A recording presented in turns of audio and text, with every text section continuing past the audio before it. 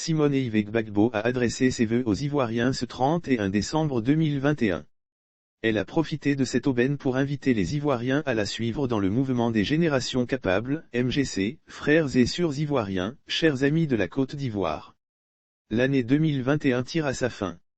Cette année aura été marquée par un grand soulagement des cœurs des Ivoiriens, le président Gbagbo Laurent est rentré dans son pays.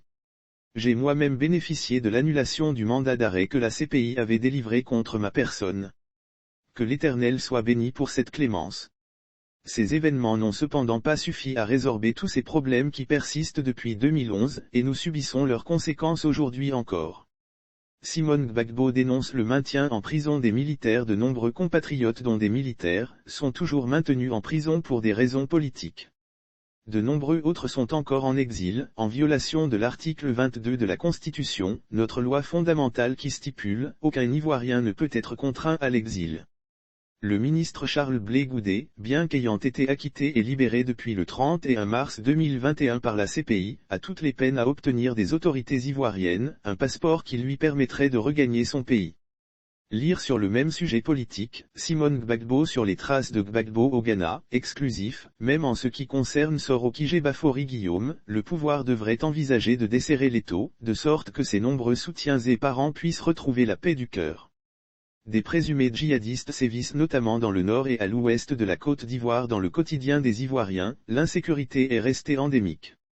En effet, les enlèvements continuent et notre pays subit toujours des attaques terroristes à répétition. Des présumés djihadistes sévissent notamment dans le nord et à l'ouest de la Côte d'Ivoire, occasionnant hélas, de nombreuses pertes en vies humaines. Simone Gbagbo met à nu les terres de l'école ivoirienne. L'école ivoirienne quant à elle, se porte toujours mal. La ministre tente, il est vrai, de la relancer de la bonne manière, mais les résultats scolaires restent catastrophiques et la délinquance dans les rangs des élèves prend de l'ampleur. Plusieurs parmi ces élèves, osent adopter les armes et le comportement des microbes et agressent professeurs et passants. Au sommet de nos administrations, des audits ont mis à nu des détournements hallucinants de fonds, de graves malversations financières dont se sont rendus coupables de hauts responsables de l'État.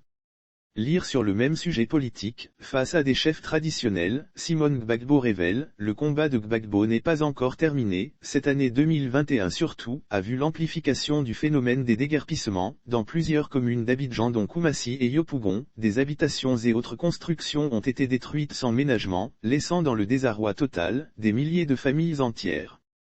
Des terrains sont arrachés à leurs propriétaires sans dédommagement. Des populations sont déplacées sans disposition préalable de relogement en pleine année scolaire. Et les récentes déclarations du gouvernement à propos de l'aménagement du Grand Abidjan ne sont point rassurantes. Elles annoncent d'autres destructions. Mes chers compatriotes, en ce début d'année 2022, je voudrais nous inviter tous à la promotion de la dignité humaine, au respect du caractère sacré de la vie humaine, et à un plus grand respect de nos textes de lois et autres textes réglementaires. L'être humain doit être au centre de nos préoccupations et de nos projets.